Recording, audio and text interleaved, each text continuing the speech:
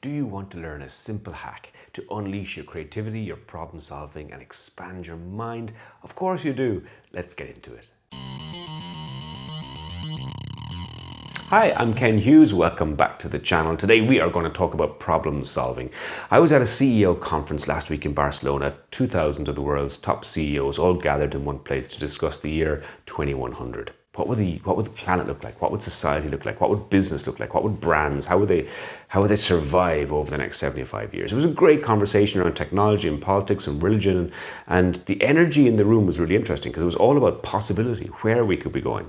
And I find that as a reflection, we're not really great at that in terms of corporate and the way we run our businesses and brands. We tend to do an if-then as opposed to a what could be. For instance, I sat in on one session all about food microbes. Do you know that you can grow, we can grow our own food in labs using microbes. So we can grow beef and animal fat, we can grow chicken, we can grow eggs. So the days of clearing acres and acres of forest to grow beef are going to be gone soon. And that's an amazing thing because we can do that at scale. So the potential when you focus on where we want to go and how we should get there is absolutely amazing. Sadly, what we tend to do is we tend to take what's given to us and then just kind of project the outcomes forward. So we're always focused on what we have and what we're doing and how we're doing it. And unsurprisingly then, we don't really get that creative and that innovative. There's a very famous sequence of images from the 1950s.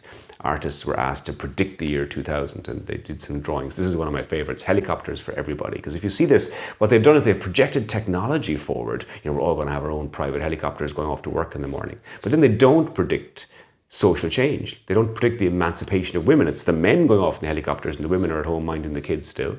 And similarly, the fedora hat on his head there, they don't predict fashion change. So they stick with what they know, how we dress, how our society is structured, and they only focus on the technology. And I think that's the mistake. We have to predict and push everything forward. How will the world change across all these various variables?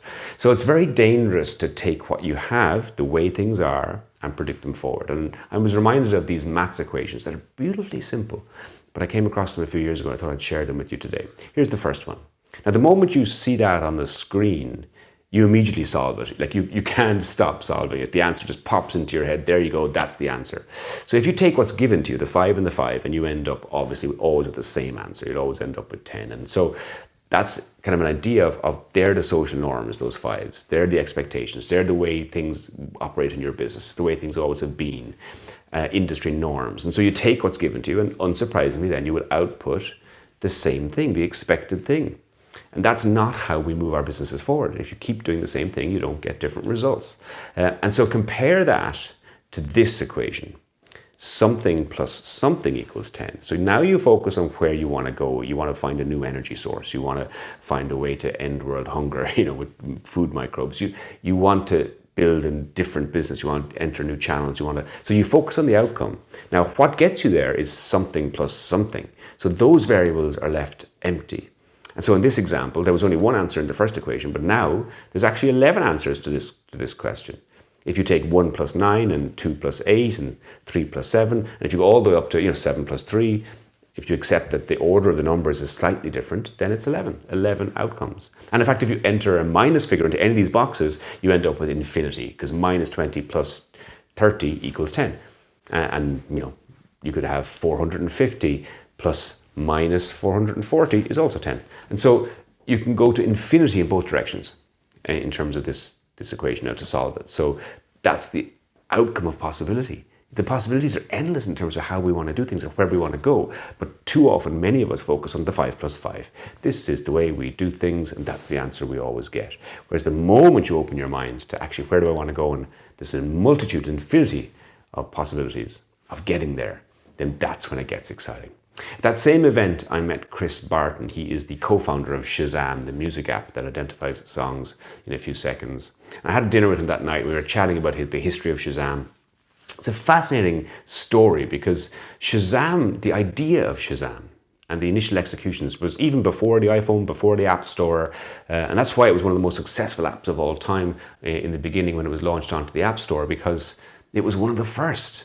And he had this idea of an algorithm to identify music and artists, and he tried to get traction for it in the early days. It was very difficult because people kind of laughed. They thought, well, good luck with that. The algorithm, it can't be done. He was told that so many times, it cannot be done. And he kept going, and he kept looking for investors, and he kept looking at the technology. And eventually, of course, they did work it out. And they've sold that business for $400 million to Apple, Apple's 6th biggest acquisition ever. So Chris certainly worked out a good maths equation. 5 plus 5 equals 400 million. Chris is a happy guy. And so the idea here is that you don't take what's given to you and accept the answer. You look at the answer and you say, well, here's where I want to achieve. How do I get there? What do I need to get to where I want to go? And that's the change in how we look at creativity, how we look at innovation, how we look at problem solving. Instead of taking what's given to you, you just focus on where you want to go and look for the solution to get there. And now I did lie to you earlier on when I said that first equation of 5 plus 5 always equals 10, because that's actually not true. It depends on how you interpret the plus sign, because 5 plus 5 could also be 55. If you interpret that plus sign as a sum of, it has to be 10, but if you interpret it as a and, then it's 55. So in a world of tens, can I encourage you maybe from a lateral thinking point of view, from a problem solving point of view, to be a 55. Until next time, I'm Ken Hughes.